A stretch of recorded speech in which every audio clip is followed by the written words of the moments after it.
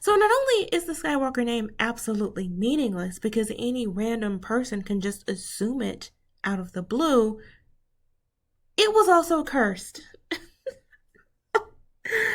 Oh god.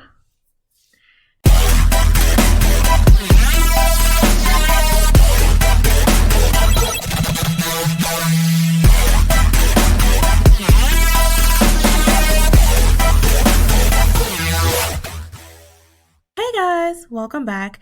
I hate meeting under these circumstances where we have to discuss something so utterly stupid.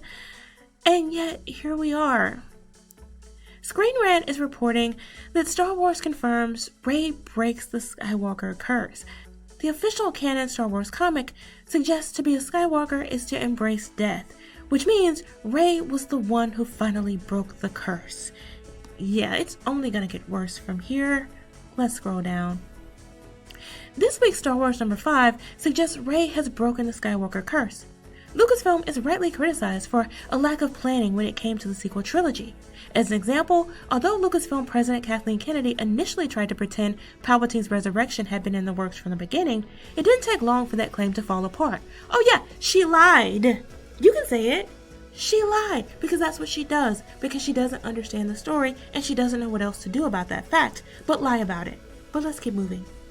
It was actually the brainchild of J.J. Abrams, who seems to have come up with the idea shortly after signing up for Star Wars: The Rise of Skywalker. This serves as a perfect illustration for a problem that can be seen throughout the sequel trilogy, with contrasting visions and studio-mandated course corrections giving the films a disjointed feel. I wonder, is that what fans have been complaining about the entire time? Is it? Yeah, it is. And yet we were called everything under the sun for pointing this out. I'm glad you finally agree. Let's scroll down. One thing that does appear to have been planned, however, was a key scene at the end of Star Wars: The Rise of Skywalker, in which Rey claims the Skywalker surname. The art of Star Wars: The Rise of Skywalker includes a transcript from a meeting of the Lucasfilm Story Group in 2014, roughly a year and a half prior to the release of Star Wars: The Force Awakens. I like the idea that she's going to be our Skywalker, Pablo Hidalgo observed in the meeting, but she's not a Skywalker. Then, for our purposes, the Skywalker is really a metaphor. It doesn't have to be something that's directly connects to blood. Seriously? So you would ring yourself into a corner of complete nonsense that you saw people rejecting, and so you said, oh no, let's just make her a Skywalker. Let's make her a Skywalker. But she's not a Skywalker, so how can we do it? I know. Skywalker is just a metaphor. Oh my god, it's just a metaphor. It doesn't really mean anything. It's a function. It's a title. It's not real. It doesn't have anything to do with blood. It doesn't have anything to do with family. It doesn't have anything to do with all of the prior films.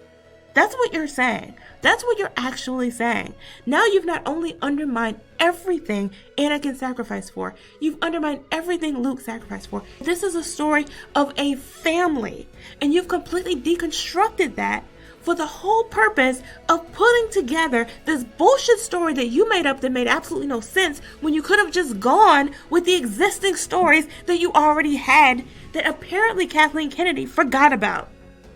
So now we have to undermine the fact that it is a family. But to make it worse, because they have to make it worse, let's keep reading. This reinterprets what it means to be a Skywalker. To be a Skywalker is to be an agent of balance, standing against the rise of the dark side. It has fascinating implications for the Star Wars mythology as a whole because it suggests to be a Skywalker is to serve an essential function in terms of the Force. All they're doing is doubling down on this story to try to justify, just like they did with the Palpatine narrative. It's all about trying to make Rey less and less of a Mary Sue after the fact. And it's not working. So eroding and destroying the Skywalker name and the Skywalker legacy is really all they have left. And it's sickening. Marvel Comics' current Star Wars series is set shortly after the events of The Empire Strikes Back. A rejected Darth Vader is furious at Luke Skywalker's refusal to join him and, as you'd expect of any Sith, he wants revenge upon his son. He's scouring the galaxy for Luke Skywalker, but his efforts are hampered by a flurry of Luke Skywalker imposters. Luke has become famous as the pilot who destroyed the Death Star, and countless egotistical, down-on-their-luck pilots and smugglers are pretending to be Luke in the hopes of impressing prospective clients. In Star Wars number 5, Darth Vader is called in to investigate what turns out to be yet another false lead, and he has enough. He kills the latest imposter and instructs everybody in the area to pass on a disturbing message. Skywalkers die, Darth Vader declares. Okay then.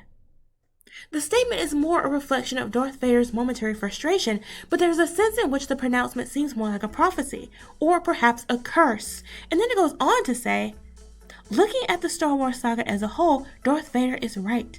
Skywalkers die. No, they don't actually, because we know what happened in episode 6. We all saw it. The Empire was destroyed. Anakin was redeemed. Luke and his family, his friends, were reunited. We had a happy ending. The Force was balanced. Everything was restored. Everything was good. Everything was life. It wasn't death. Nor was any Skywalker ever seeking death. It was never a cursed name to begin with. It doesn't even make any logical sense. But hey, those are my thoughts. Let me know what you guys think in the comments below, because I am absolutely and utterly fed up with this nonsense. Thanks for watching. Remember to like, comment, share, and subscribe, and I'll see you guys next time.